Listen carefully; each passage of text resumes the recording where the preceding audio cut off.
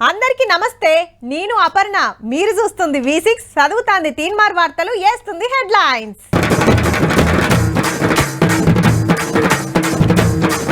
అస్సలు తగ్గని స్మితా మేడం, 2 పార్టీల నడుమ కయ్యం.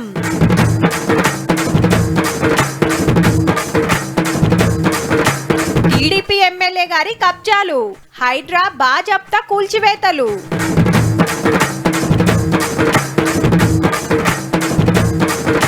చెక్కింగ్లు తప్ప చర్యలు లేవు, అందుకే కల్తీలు ఆగుతలేవు.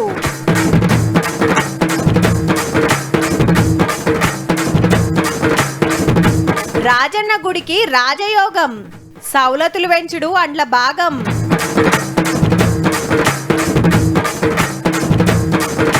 దేశంలో మొగోళ్ళకు లేదట రక్షణ. మగవాళ్ళని ఒక పని మనిషిగా చూడడం తప్ప భార్యలు కొడితే భరించి బయటికి చెప్పుకోలేక మనసులోనే బాధపడుతూ ఉన్నోళ్ళు చాలా మంది ఉన్నారు. మీరు ఏ కేసు అన్న తీసుకోర్రి, ఏ రాజకీయ పంచాయతీ అన్న తీసుకోర్రి, అదంతా పార్టీలకు లీడర్లకు నడమనే.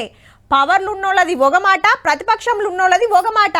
ఒకళ్ళ రేపు ఇటోళ్ళు అటుపోయి అటోళ్ళు ఇటొస్తే వాళ్ళ మాట వీళ్ళ నోట, వీళ్ళ మాట వాళ్ళ నోట. రాజకీయం అంటేనే గట్లుంటది. మళ్ళా ఇదంతా కామన్. కానీ సర్కార్ ఆఫీసర్లు అట్లా కాదాయే. ఎవ్వరు ఏలువడులుంటే వాళ్ళు చెప్పిందే వేస్తారు, నచ్చకుంటే సైలెంట్గా ఉంటారు. అయితే ఒక మేడం అట్లా కాదు. ఆల్రెడీ నిన్న చెప్పుకున్నాం కదా, ఇక ఎలగీ ముచ్చట. స్మితా సబర్వాల్ మేడం అస్సలు తగ్గుతలేదు. గా ఫేక్ ఫోటోను 2000 మంది షేర్ చేసిర్రు. మరి వాళ్ళందరికీ నోటీసులు ఇస్తారా? చట్టం ముంగట అందరు సమానం కదా, లేకుంటే నన్ను సతాయిస్తున్నట్టే అనిపిస్తుంది అని రాసుకొచ్చింది సోషల్ మీడియాలో.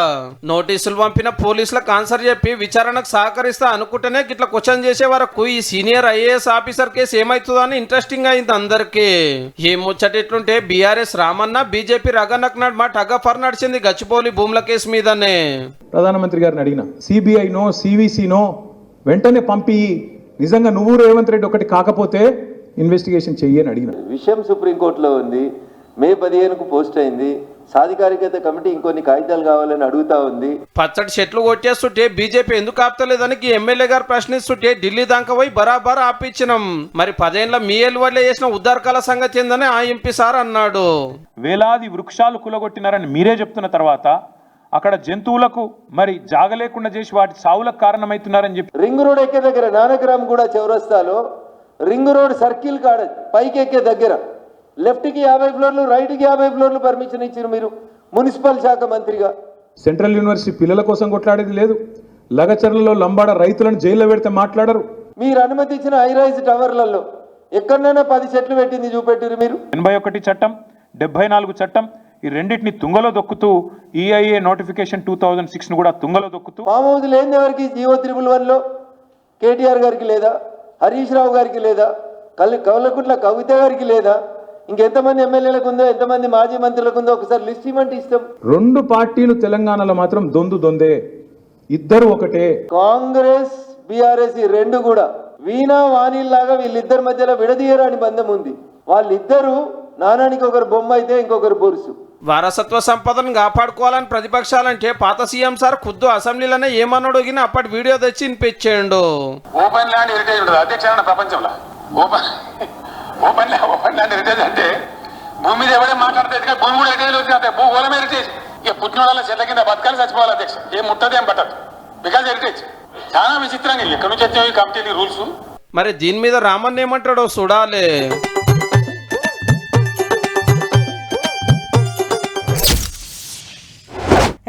ఏమైడ్రా నాయన, ఎప్పుడు ఎవరింటి మీదకి వచ్చేది తెలియదు అని ఒకలు, గట్లేం లేదురా రూల్స్ తప్పిన వాళ్ళ పనే పడుతుంది అని ఇంకొకరు. ఇంతకు హైడ్రా ఎందుకు పుట్టిందంటే షెర్లు కబ్జా చేసిన, పార్కులు అమ్ముకున్న, సర్కార్ జాగలు మింగిన దొరకబట్టి బయటికి గుంజటానికి. అప్పట్లా జరంత లొల్లయ్యే వరకు ఈ నడుమ సప్పు లేకుండే. ఇక అలా బుల్డోజర్లకు ఫుల్ పని దొరికినట్టయింది గిట్లా.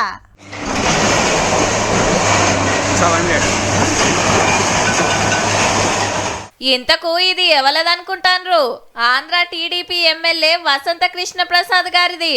హఫీజ్పేటల 39 ఎకరాల భూమి మీద సుప్రీంకోర్టుల కేసు నడుస్తుంటే ఇంకో దిక్కు ఇవన్నీ కట్టిండు. దొంగ సర్వే నెంబర్ పుట్టించిండని హైడ్రా ఆఫీసర్లు చెప్తున్న మాట. ఆల్రెడీ 19 ఎకరాలు కబ్జా చేసి ఇండ్లు కట్టమ్మి ఖాళీగున్న 20 ఎకరాల సర్కార్ జాగల ఆఫీసు అట్లనే షెడ్లు కట్టి కిరాయిలకు ఇచ్చిండట. హైడ్రాకు కంప్లైంట్ వచ్చుడుతోటి ఎంక్వైరీ చేసి ఇవాళ బుల్డోజర్లతోటి తుక్కు చేసి పడేసిండ్రు. అంతేకాదు ఇది సర్కార్ భూమి, ఎవ్వరు రావద్దని బోర్డు గిన పాతిండ్రు. బాజాప్తా హైడ్రా పుట్టినాక నాగార్జున ఫంక్షన్ హాల్ తర్వాత ఇదే పెద్దదని చెప్పాలే. ఎమ్మెల్యే సుతా ఇడ్చలేదంటే చూడుండ్రిగా. ఇది రాయదుర్గంలో 39 ఎకరాల గవర్నమెంట్ భూమిలా పర్మిషన్ లేకుండా రోడ్లు వేస్తున్నారట నార్నే రియల్ ఎస్టేట్ కంపెనోళ్ళు. ఓ చెరువును కబ్జా చేసి ప్లాట్లు గిన చేసిండ్రట. మేం క్రికెట్ ఆడుకునే జాగాను అమ్ముకుండ్రని పోరలు ఫిర్యాదు చేస్తే ఇవాళ హైడ్రా దిగిందన్నట్టు. ఇగిటు చూడుండ్రి, పటాకులు ముట్టించి పండుగ చేసుకుంటాన్రు పబ్లిక్. గింత సంబరం ఎందుకంటే కాలనీలకు పోయే తొవ్వను కబ్జా చేసి ఓ ఐస్ క్రీమ్ కంపెనీలు గోడలు షెడ్లు కట్టిండ్రు మంచిగా. పోలీసులకు రెవెన్యూలకు ఎన్ని మాటలు చెప్పినా లాపర్వా చేస్తే సీదా హైడ్రాకు పోయిండ్రట.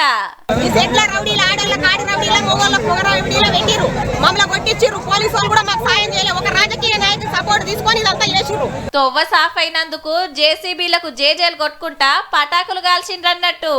హైడ్రా అంటే అట్లుంటది మళ్ళా.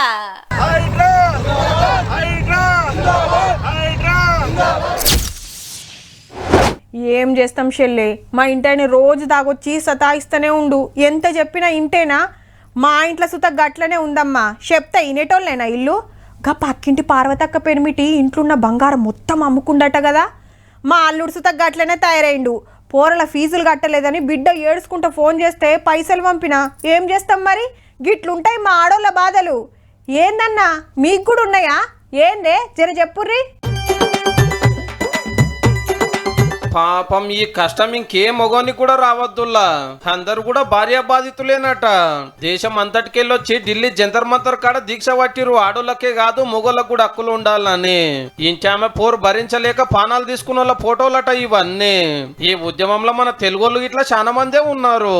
మగవాళ్ళకి ఎటువంటి సంరక్షణ లేకుండా పోతుంది. మగవాడిని ఒక పని మనిషిగా చూడడం తప్ప, ఒక మగవాడు ఒక మాట అంటే ఈ రోజుల్లో ఆడది ఏ నిమిషం కూడా భరించలేక వెంటనే పోలీస్ స్టేషన్కి వెళ్ళి తప్పుడు కేసులు పడుతుంది. భార్యలు కొడితే భరించి బయటికి చెప్పుకోలేక మనసులోనే బాధపడుతూ ఉన్నోళ్ళు చాలా మంది ఉన్నారు.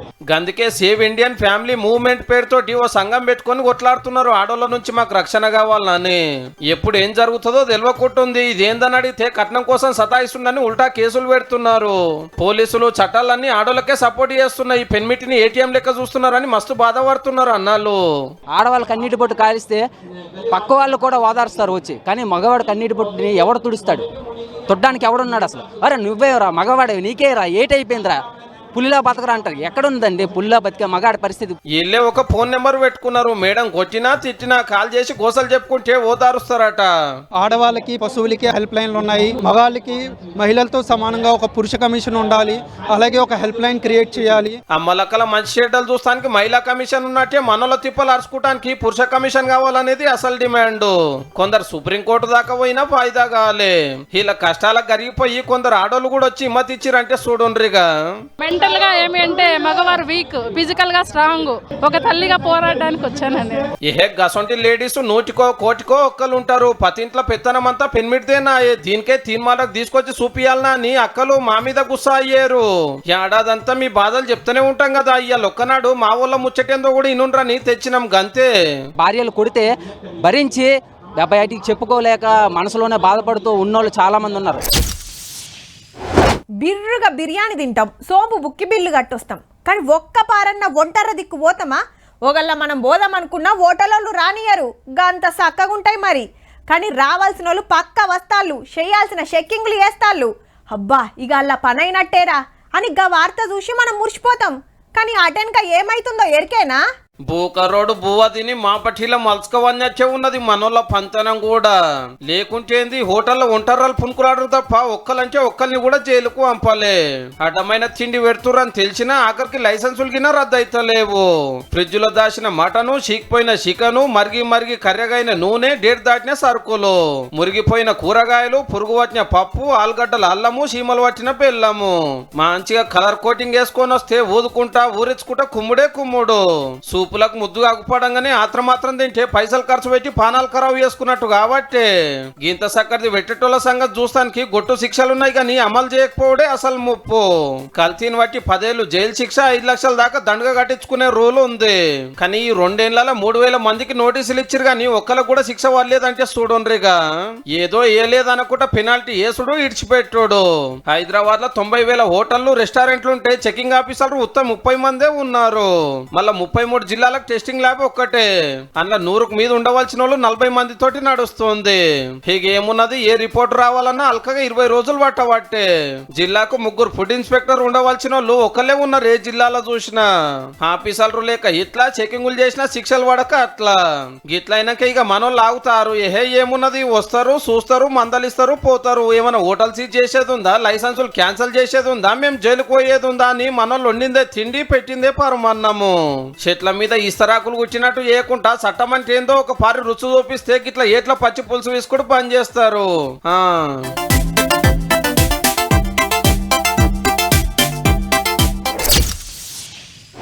తిరుపతి ఎంకన్న, యాదగిరి నరసన్న, భద్రాచలం రామన్న, యమ్లాడ రాజన్న, శ్రీశైలం మల్లన్న, బాసర సరస్వతమ్మ, వరంగల్ భద్రకాలమ్మ, అలంపూర్ జోగులంబ ఇట్లా ఏ గుడి కాడ చూడు శీతం మంది భక్తులబ్బా.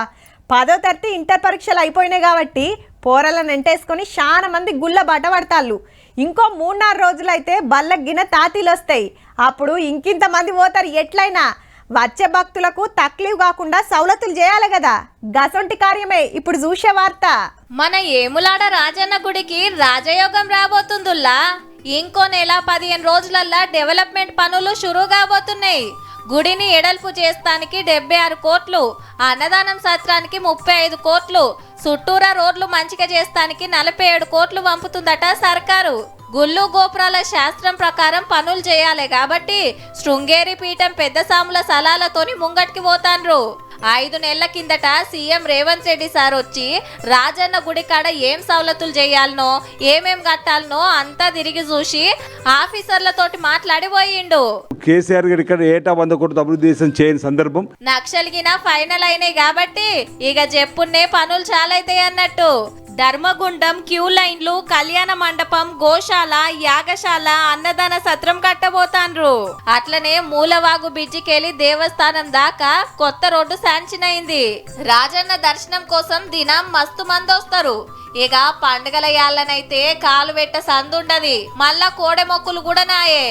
అందుకే రేపు భక్తులు పెరిగినా సాలేతట్టు సవలతులు చేయబోతాన్రు. వచ్చే ఒక 50-100 సంవత్సరాలకి మాస్టర్ ప్లాన్ తో మేము ముందుకు వెళ్తున్నాము. ఈ లెక్కన చూస్తే మళ్ళా శివరాత్రికి ఏములాడ రాజన్న గుడి కొత్త గుండేటట్టుందబ్బా.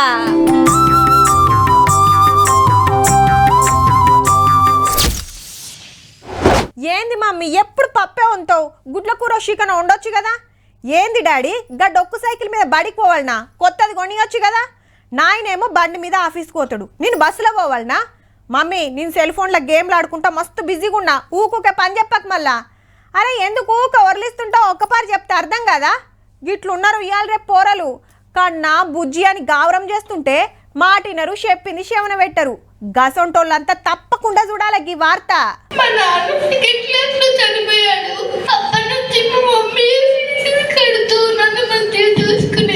కాలం చేసిన తండ్రిని యాడ్ చేసుకుంటా పెంచుతానికి తల్లి పడుతున్న కష్టం గురించి చెప్పుకుంటా కండ్లల నీళ్లు తీసింది చెల్లెమ్మ. సిద్దిపేటలో ఓ ప్రైవేట్ బడిలా రేపటి నాడు పిల్లలు ఎట్లుండాలి, మంచి భవిష్యత్తు కోసం ఏం చేయాలనే కార్యం పెడితే పాత మంత్రి హరీష్ సారు సుత వచ్చిండు. తల్లిదండ్రుల గురించి చెప్పుకుంటా గీ చెల్లెమ్మ ఏడుస్తుంటే సారుకు సుత కన్నీళ్ళాగలే. దగ్గరికి పిలుచుకొని ఓదార్చిండు.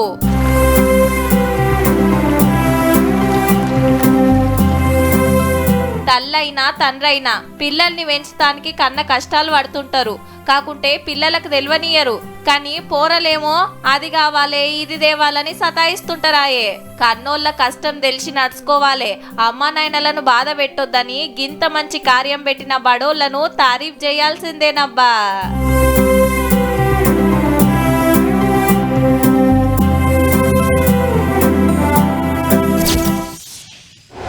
ఇంటి తాళం పలగొట్టి నగలు దోచిన దొంగలు క్లూస్ టీంతో ఎంక్వైరీ చేస్తున్న పోలీసులు. సెక్యూరిటీ లేని ఏటీఎంకు సూటి, 5 లక్షలు లూటి, వైన్స్ లోకి దూరిన పనిమంతులు, బ్రాండెడ్ లిక్కర్, నగదు చోరీ, సెల్ ఫోన్ షాపులకు జొరిన కేటుగాళ్లు, లక్షల రూపాయలు విలువ చేసే ఫోన్లు, ల్యాప్టాప్లు మాయం, గుడిలో డ్యూటీకెక్కిన దొంగ భక్తులు, దేవుని నగలు అపహరణ. గిసొంటి దొంగతనాలు మస్తుగా చూసిండ్రు. ఇప్పుడైతే మస్తు చిత్రమైన దొంగలు మోపైన రబ్బా. ఆటో దిగి దబ్బ సలివేంద్రంలోకి పోయి కుండ మీద మూత తీస్తే సుక్క లేనట్టున్నాయి. నీ అవ్వ దూప కాబట్టే నీళ్లు లేకవాయే అని పెదాలు సప్పరించుకుంటా సప్పుడు గంట వచ్చి ఆటో ఎక్కిండు. హగ్గో మళ్ళొచ్చే, అరే నీళ్లు నింపుకొచ్చి పెడతాడు కావచ్చు, కుండ పట్టుకపోతాండు, పుణ్యాత్ముడే ఉన్నట్టుండు అనుకుంటాండ్రులే. కాని మనోడు కుండెత్తుకొని పరార్. వరంగల్ జరిగింది గీ ఎరైటి దొంగతనం. హిగిటి చూడుర్రి, కార్లా ఫుల్ ట్యాంక్ డీజిల్ కొట్టించుకుండ్రు. ఫోన్ పే చేస్తాం స్కానర్ పెట్టానంగానే గీ కాక చూపెడతంటే కారు దంచుడే దంచుడు. పుక్కట్లా డీజిల్ కొట్టించుకునే దొంగలు మరి. రాత్రిపూట మనోళ్ళ పనే ఇది. మునుం పెట్టి ముంచుతుండే వరకు బంకు ఓనర్లు బదురుకొని పోలీసులకు కంప్లైంట్ ఇస్తే 3 మోతవర్లను పట్టేసిండ్రు వరంగల్ పోలీసులు. ఇక మనోడు నీళ్ల దొంగ. హైదరాబాద్ శివారు అన్నోజిగూడల ఓ ఇంటికొచ్చి అవ్వను నీళ్లు అడిగిండు. ఆమె తెచ్చియంగానే మెడలున్న 5 తులాల బంగారి గొలుసు గుంజుకొని కారు దంచుడే దంచుడు. దొంగ దొంగ అని అవ్వ అరసుడుతోటి అందరు ఉరుకొచ్చిండ్రు. ఎంబటే పోలీసులకు ఫోన్ కొడితే అయ్యగారిని దొరకబట్టి కేసు పెట్టిండ్రిగా. గిదుల్లా ఇయాల్టి ఎరైటి దొంగలార్తా.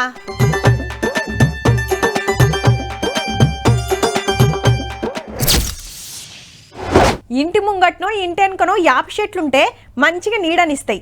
యాపాకు, యాపపూత, యాపకాయలు, పండ్ల పుల్లలు, ఇట్లా యాప చెట్టుతోటి మస్తు ఫాయిదా. అదే తుమ్మ చెట్టు తీసుకుంటే మంచాలు, కుర్చీలు, టేబుళ్ళు, ఇంట్లోకి కావాల్సిన సగలం సామాన్ తయారు చేస్తారు. ఇంటి ముంగట కంప చెట్లుంటే పక్కా కొట్టేస్తారు శీతలం తయారైతుందని. కానీ గీ చెట్టు ముచ్చటే చిత్రం అనిపించబట్టే. కోనోకార్పస్ చెట్ల మీద కొత్త పంచాయతీ మోపైంది.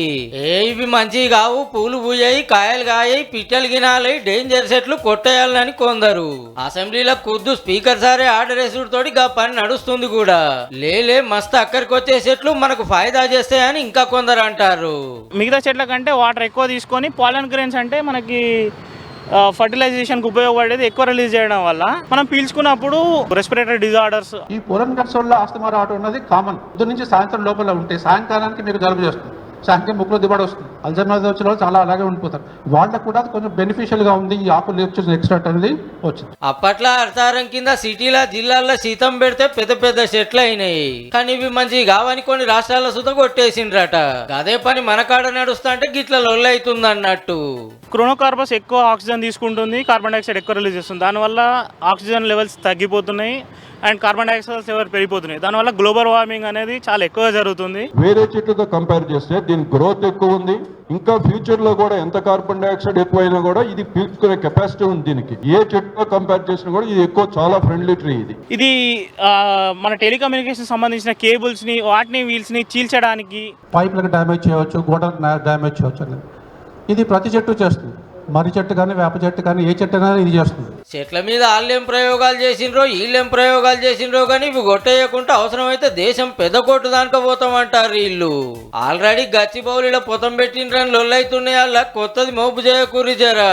నరకాలే అనటోళ్ళు, నాటాలే అనటోళ్ళు ఒక్క కాడ కూకొని కోనోకార్పస్ చెట్ల మీద క్లారిటీ ఇస్తే బాగుంటది.